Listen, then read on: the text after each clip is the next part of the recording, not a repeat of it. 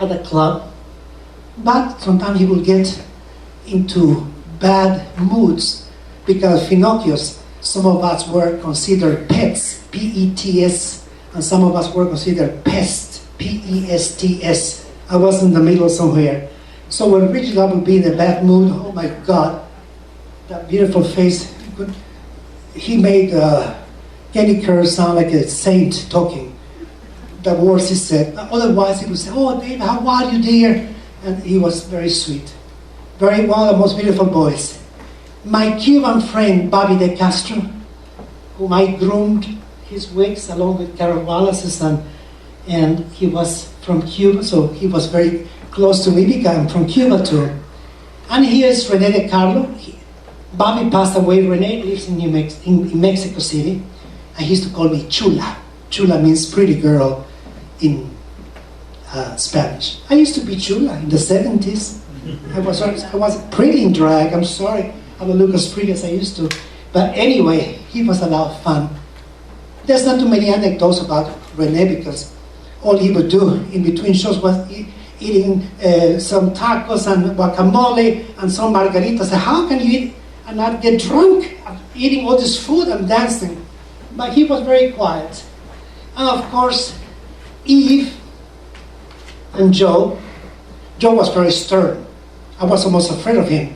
He would sit, he would stand in front at the cash register, and on Saturday night he would escort people to the table. I don't think people knew that Joe Finocchio was the host, the owner of the club. And Eve, although Maria sat in the front with a cash register during the week, her sister Maria Filippis, Eve Finocchio was in charge of the money. Who would think Eve Finocchio would be taking the money in? One night, to show you how shifty they could be, I said to Miss Finocchio, are you in a good mood, Mr. Finocchio? I wasn't working that night. Yes, I am. I said, may I do an impersonation of you? I said, well, nothing can go wrong because I'm not working here now. I'm only doing guest spots in between. She says, I said, you know what you do when a guy comes to apply for a job? She says, like a little girl, what do I do? I said, the first thing you do, instead of asking, do you sing, do you dance, do you do comedy? You say, may I see your legs? Well, these men come with pants. They don't come in drag. Really? Now she changes from a little girl to ice cold. She says to me, you see Carol? I said, yes, what a wonderful MC. Would you like his job? I said, what? She wanted to get rid of Carol after many years. I said, well, Carol is a wonderful MC, Mr. Finocchio. Okay, that's fine with me. Next day, Carol was let go. And I called Carol and said, listen, I should have taken the offer, but being the loyal person I am, and I prove it because I'm doing a show about them, if I took the job, you would have told me that I got you out. Now you know what they did? Mr. Finocchio hired a woman, not a female impersonator, and this woman, well, this choice about boys in drag. So this woman comes out and she says, I'm the only real woman in the show. They didn't believe her.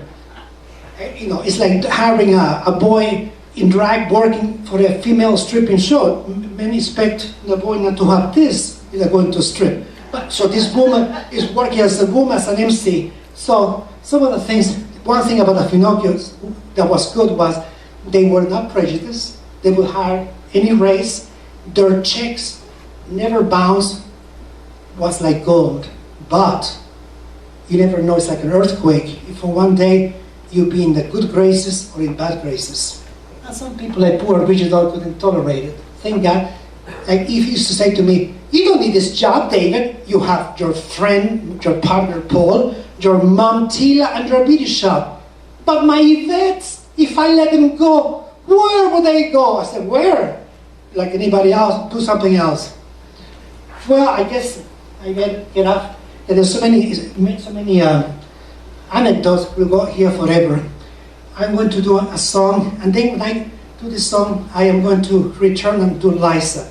I'm going to make an explanation here. When I did Liza Finocchio, of course, I was dressed up already as Liza. And I would say, This was in the 70s when she did cabaret, and she was going steady with Desi Arnaz Jr. So I would say, it doesn't work out now because this is the year 2012. I would say to the audience, I look a little bit like Liza. I don't sound like her. If I sounded like Liza, I wouldn't be a Finocchio's.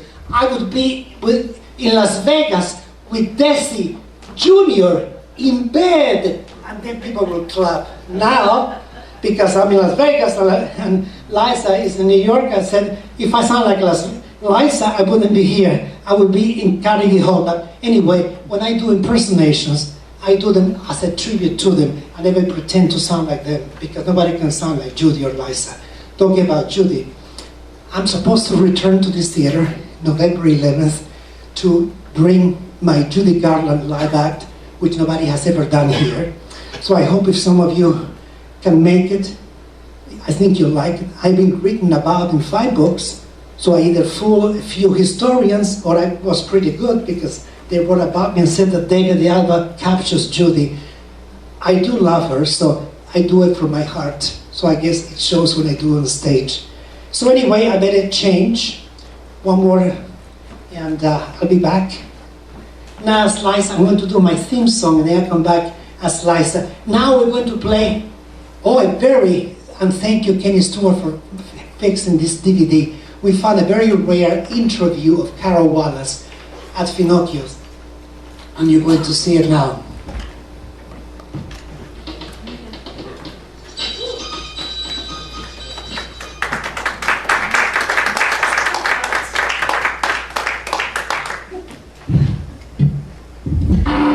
This was my theme song at Finocchio's.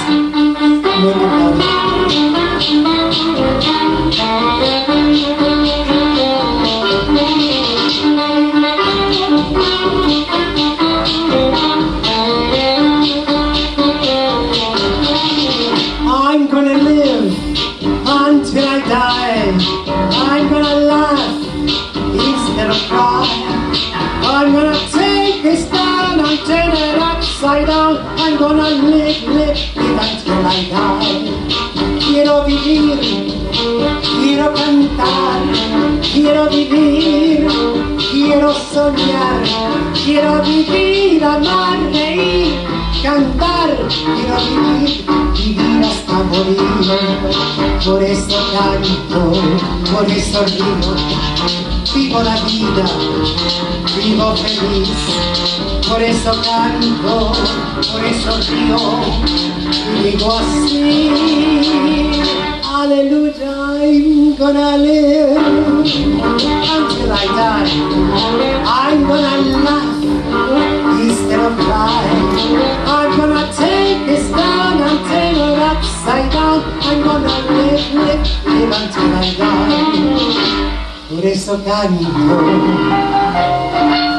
por eso río,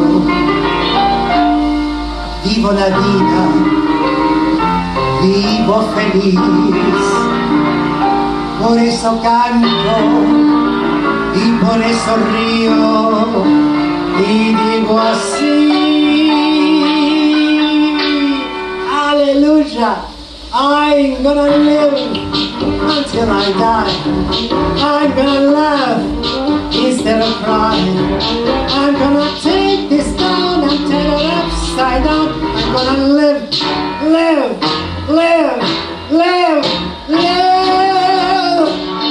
until I die.